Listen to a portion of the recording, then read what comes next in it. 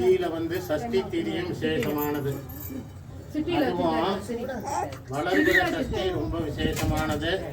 ஏன்னா இந்த வளர்பிற சஷ்டியை ஒவ்வொரு மாசமும் பண்ணி கடைசியா நாம என்ன பண்ணணும் அப்படின்னா ஐப்பசி மாசத்துல போய் முடிக்கணும். எப்பவும் கார்த்திகை மாசத்துல தொடங்கி கார்த்திகை, மார்கழி, தை, மாசி, பங்குனி இப்படி தொடங்கி ஐப்பசியில போய் முடிக்கணும். ஐப்பசியில எதுக்காக முடிக்கணும் அப்படின்னா ஐப்பசியில வரக்கூடிய கந்த சஷ்டி விழா தான் சூரபத்மனை வதம் செய்யக்கூடிய நிகழ்வு. அந்த சூரபத்மன் யாரு அப்படின்னா அவர் வந்து பார்வதியோட அப்பா தான். முதல் பிறவி தக்ஷன்னு சொல்லக்கூடிய பார்வதி தேவியினுடைய அப்பா.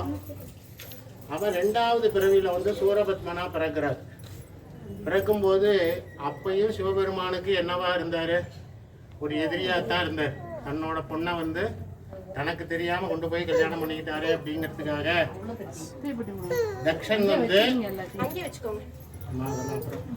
தக்ஷன் வந்து என்ன பண்ணார் அப்படின்னா சிவபெருமானுக்கு எதிரியாவே இருந்தார். சிவபெருமானை மதிக்கிறது இல்லை. அதனாலதான் அவன் நடத்தின பெரிய யாகத்தையே அவர் அழிச்சார். ஏன் அப்படின்னா என்னைய மதிக்காம நீ எதை செஞ்சாலும் அந்த யாகமானது வெற்றியிட முடியாது, அது அழிஞ்சு போயிடும் அப்படிங்கிறதுக்காக அந்த யாகத்தையே அழிக்க வேண்டிய, ஏன்னா சிவபெருமானுக்கு கொடுக்க வேண்டிய அவிசு பாகம் அப்படிங்கிற ஒரு பாகத்தை தக்ஷன் கொடுக்காம போனதுனால சிவபெருமான் கோபப்பட்டு அந்த யாகத்தை வெற்றி அடையாமல் செய்தார். ஏன்னா அந்த யாகத்தை அவன் செய்து முடித்தா அவனுக்கு என்ன வல்லமை அதிகமாகிடும். அதனால அந்த யாகத்தில் தன்னை மதிக்காமல் போனதுனால சிவபெருமான் எங்கேயுமே ஒரு சொட்டு வச்சிருவார். எவனை எப்படி எந்த இடத்துல பிடிக்கிறது அப்படின்னு அவருக்கு தெரியும். அதனால முதல்ல கொடுக்க வேண்டியதை கொடுத்து அவனை எந்த இடத்துல போய் பிடிக்கணுமோ அந்த இடத்துல பிடிக்கிறார்.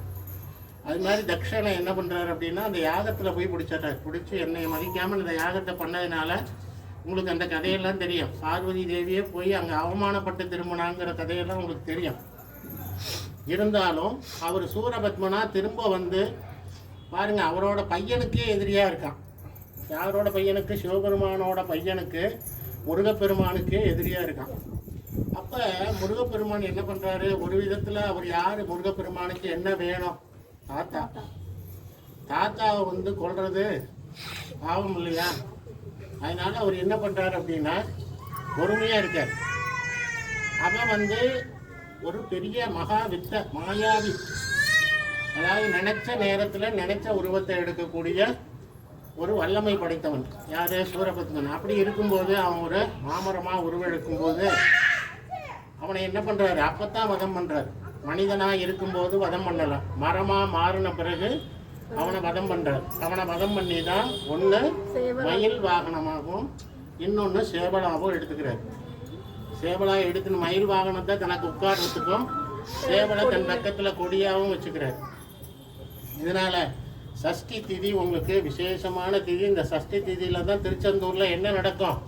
சூரசம்ஹாரம் நடக்கும். சூரசம்ஹாரங்கிற நிகழ்ச்சி எங்க நடக்குது அப்படின்னா திருச்செந்தூர்ல நடக்கும். அது எந்த மாசத்துல அப்படின்னா ஐப்பசி மாசம். தீபாவளிக்கு அடுத்த நாளே நம்ம பூஜை ஆரம்பிச்சிடணும். 6 நாள் விரதம் இருக்கணும். ஐப்பசி மாசத்துல மட்டும் இந்த சஷ்டி திதிக்காக எத்தனை நாள் விரதம் இருக்கணும்? 6 நாள். அதுவும் 7ஆம் நாள் பார்த்தீங்கன்னா முருகனுக்கு திருக்கல்யாணம். சப்தமி திதியில திருக்கல்யாணம். தேவர்கள் எல்லாம் சேர்ந்து தெய்வானைய முருகப்பெருமானுக்கு கல்யாணம் பண்ணி கொடுக்கக்கூடிய அந்த வைபவம். அதில் பார்த்தீங்கன்னா அந்த 7 நாளுமே காப்பு கட்டிக்கிட்டு ஒரு வேளை மட்டும் சாப்பிட்டுக்கிட்டு 2 வேளை சாப்பிடாம விரதம் இருந்து அந்த திருக்கல்யாணம் முடிஞ்ச பிறகு அந்த காப்பை ஊற்றுக்கிறது. அது வரலையும் அவங்கெல்லாம் இப்போ புளியபுரத்தில் அது நடந்துகிட்டு இருக்கு. ஏன்னா அங்கே தொடங்கி தான் ஒரு 6-7 வருஷமாக நடந்துக்கிட்டு இருக்குன்னு வைங்களேன். அது தொடங்கி நடந்துகிட்டு இருக்கு. அந்த மாதிரி நம்ம கோயில்லையும் நாமளும் விரதம் இருக்கலாம். எங்கே நடந்தாலும் பரவாயில்ல. அது நாம் என்ன பண்ணலாம்? அந்த இப்போ வந்து நாம் இன்னைக்கு ஒரு நாள் மட்டும் விரதம் இருந்துக்கலாம். மற்ற மாதங்களில் சஷ்டி திதி அன்னைக்கு மட்டுமே காலையில் விரதம் இருந்து சாப்பிடாம பால் இது மாதிரி ஏதாவது சாப்பிட்டுட்டு மத்தியானம் ஒரு வேளை சாப்பாடு, திரும்ப ராத்திரி பால் பழம் சாப்பிட்டுட்டு விரதத்தை முடிச்சுக்கிறது. அதுவும் கோவிலில் வந்து சாமி தரிசனம் பண்ணணும். முடியாதவங்க வீட்டில் உள்ள படத்துக்காவது ஒரு விளக்கேற்றி 2 கல்கண்டு வச்சு ஊதி ஊற்றி சூடம்லாம் காமிச்சு நெய்வேத்தியம் பண்ணிட்டு கந்த சஷ்டி கவசம் படிச்சுட்டு 2 கல்கண்டை எடுத்து வாயில போட்டு விரதத்தை முடிச்சுக்கணும். இப்படிலாம் நம்ம விரதத்தை, ஒரு விரதம்னா 2 வேளை சாப்பிடாம 1 வேளை சாப்பிடணும். பிரதோஷம் சில பேர் காலையிலேருந்து சாப்பிடாம பிரதோஷம் முடிஞ்ச பிறகு கோவிலில் கொடுக்கக்கூடிய அந்த காப்பரிசி இருக்கு பாருங்க, அது மட்டுமே கிடைச்சா போதும் எங்களுக்கு, வேற எதுவுமே வேண்டாம் அப்படின்ட்டு காப்பரிசியை வாங்கி வாயில போட்டு விரதத்தை முடிச்சுக்குவாங்க. அப்புறம் வீட்டில் போய் சாப்பிடுவாங்க. விரதம் அந்த மாதிரி இப்போ பிரதோஷ விரதம், சங்கடகர சதுர்த்தி உங்களுக்கு தெரியும், அது விரதம். அஷ்டமி சில பேர் ரொம்ப கடைப்பிடிக்கிறாங்க. அது நம்மளால எது முடியுதோ, ஏன்னா இன்னைக்கெல்லாம் உடம்பை பார்த்துக்கணும். முதல்ல விரதம்னு சொல்லி ஏதாவது உடம்பை கெடுக்கக்கூடாது. அது ஏன்னா இன்னைக்கெல்லாம் எல்லாருக்குமே பெரிய பிரச்சனை சுகர் தான். அந்த சுகருக்கு நம்ம சாப்பிட வேண்டியதாக இருக்குது. அதனால் நம்ம உடம்பை ரொம்ப கெடுத்துக்காம விரதத்தை எந்த விதத்தில் கடைப்பிடிக்க முடியுமோ அந்த விதத்தில் கடைப்பிடிக்கலாம். இறைவனோட அருளும் நமக்கு கிடைக்கிற மாதிரி நம்ம எல்லாமே செஞ்சுக்கணும். இப்போ சஷ்டி தீதியில் நாம் இந்த முருகப்பெருமானை எப்படி வழிபாடு பண்ணுறது அப்படின்னா, குழந்தை பாக்கியம் இல்லாதவங்க நிச்சயமாக இந்த நாளில் என்ன பண்ணணும், முருகப்பெருமான்கிட்ட வந்து தன்னோட மனசில் உள்ள அந்த குறைய ஆண்டவன்கிட்ட வச்சு குழந்தை பாக்கியத்தை வேண்டி கந்த சஷ்டி, அதனால தான் சஷ்டி, அதாவது சஷ்டி திதியில் இருந்தால், அதாவது விரதம் இருந்தால்னு அர்த்தம். சஷ்டி திதியில் வந்து விரதம் இருந்தால் உள்ள இருக்கக்கூடிய கர்ப்பப்பையில் குழந்தை உருவாகும். அதை நாமெல்லாம் மாற்றிட்டோம். சட்டியில் இருந்தால் அகப்பையில் வரும், சட்டியில் இருந்தால் அகப்பையில் வரும். அதை நம்ம ஆளுங்க அப்படியே மாற்றிட்டான். சட்டியில் இருந்தால் தானே அகப்பையில் வரும் அப்படின்பான். அது வந்து எப்படி மறுவி போச்சுன்னா, சஷ்டி திதியில் விரதம் இருந்தால் அகப்பைனா உள்ளே இருக்கக்கூடிய கர்ப்பப்பையில் குழந்தை உருவாகும் அப்படிங்கிறது அதனோட இது. அதை நம்ம கொஞ்சம் புரிஞ்சு, இந்த மாதிரி குழந்தை இல்லாதவங்க மற்ற எல்லா பிரச்சனைகளுக்கும், அதாவது முருகன்ட்ட வந்தால் அவருக்கு யாமருக்க பயமேன்னு சொல்கிறாரு. எல்லா காரியங்களுக்கும் நம்ம வெளியில் கிளம்பி போகும்போது முருகனை நினைச்சா அந்த காரியம் வெற்றி அடையும் அப்படிங்கிறதுக்காக தான் பாருங்க, நம்ம வெற்றிவேல் முருகனுக்கு அரோகரான்னு சொல்கிறோம். அதனால் முருகப்பெருமான மனசார பிரார்த்தனை பண்ணுவோம். நமக்கு மனசில் என்ன கோரிக்கை இருக்கோ. மகாசேனாய தீமஹே தன்னோ ஷண்முக பிரச்சோதயாத். மகாதேவாய நமः. வள்ளி தேவசேனா சமேத சுப்பிரமணிய சுவாமினே நமः. கற்பூர நீராஞ்சனம்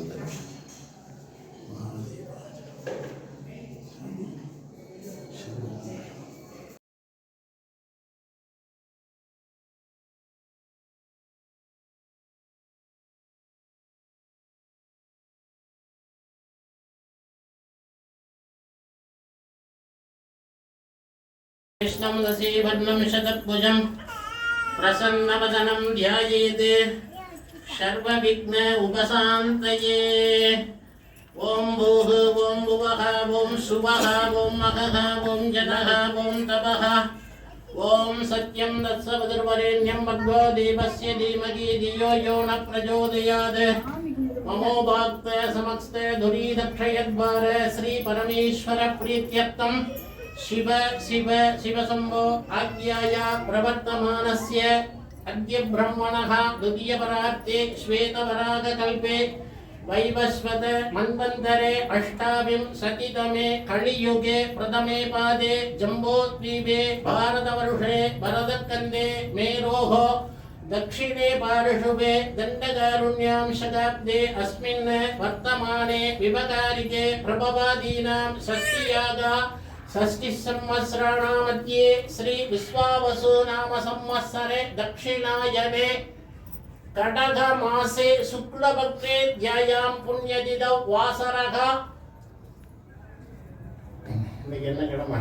புதன்கிழமை. சௌமிய வாசர சம்யுக்தாயாம் ஷஷ்டி திதியாயாம் शुभ नक्षत्र शुभ योग शुभ करण एवं गुण सकल विशेषेण विशिष्टायाम अस्याम जन्म नक्षत्र जन्म रासौ जातस्य नाम नक्षत्र नाम रासौ जातस्य शुक्ल पक्ष षष्ठी तिथि भक्तர்கள் नामधेयस्य सग कुटुंबानां क्षेमस्थैर्य वीर्य विजय आयुल आरोग्य ऐश्वर्य अभिवृद्ध्यर्थम आयुल सत्संतान सौभाग्य इष्टकाम्यार्थम आदित्यादि नवग्रहाणां नक्षत्राणां सकल दोषपीड निवारणार्थम आरोग्य दुर्गात्र सिद्ध्यर्थम आयुल अभिवृद्ध्यर्थम धर्मार्थकाम्य मोक्ष चतुर्विध फलपुरुषार्थ सिद्ध्यर्थम विद्या तोलिल व्यापार कार्य अनुकूल सिद्ध्यर्थम शीघ्रमेव उद्योग शीघ्रमेव विवाह शुभमुहूर्त सिद्ध्यर्थं शीघ्रमेव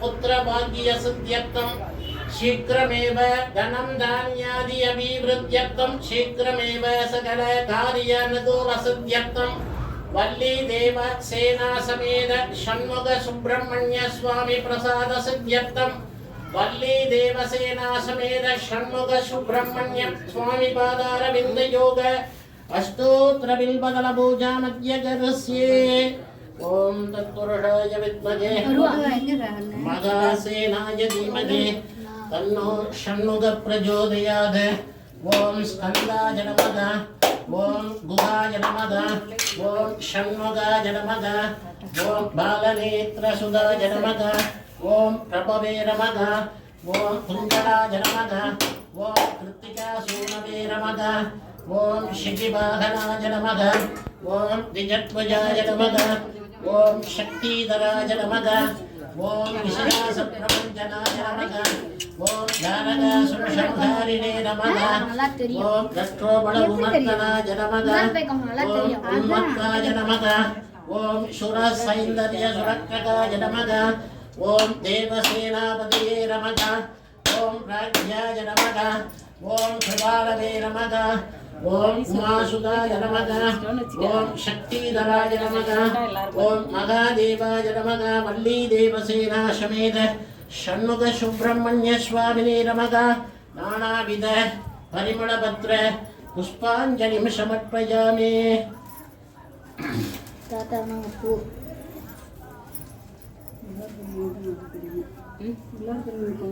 கரெக்டாக அங்கே எடுத்து பெருத்துக்கண்ணே அப்போ தான் நிற்கும் பெருத்து சாமிட்டு வரும் அப்படியே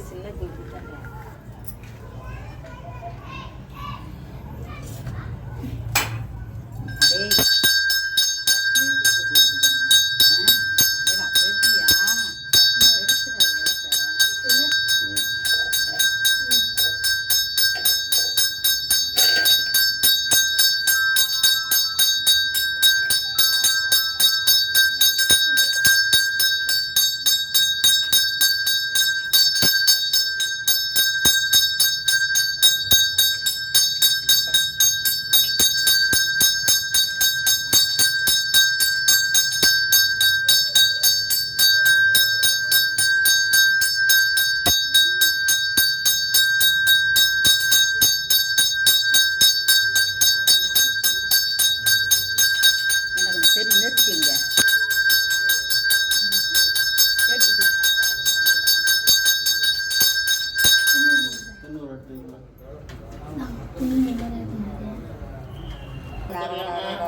வெற்றிவேல் முருகனுக்கு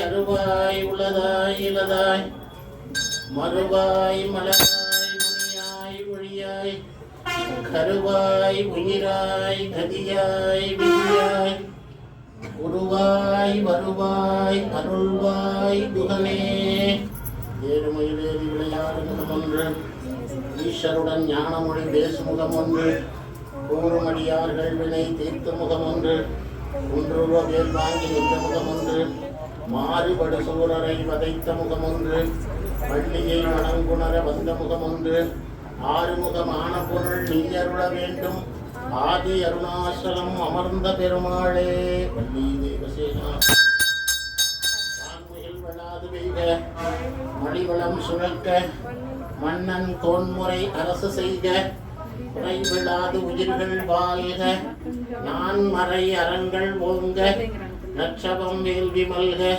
மேன்மைகுள் சைவ நீதி விளங்குக உலகமெல்லாம் மேன்மைகுள் சைவ நீதி விளங்குக உலகமெல்லாம் ஹரிஸ் நிக்க எப்படி தெரியாது, அதான் அந்த போன்ல நல்லா தெரியும். அது என்ன இந்த குங்குமத்தை எடுத்துட்டியா?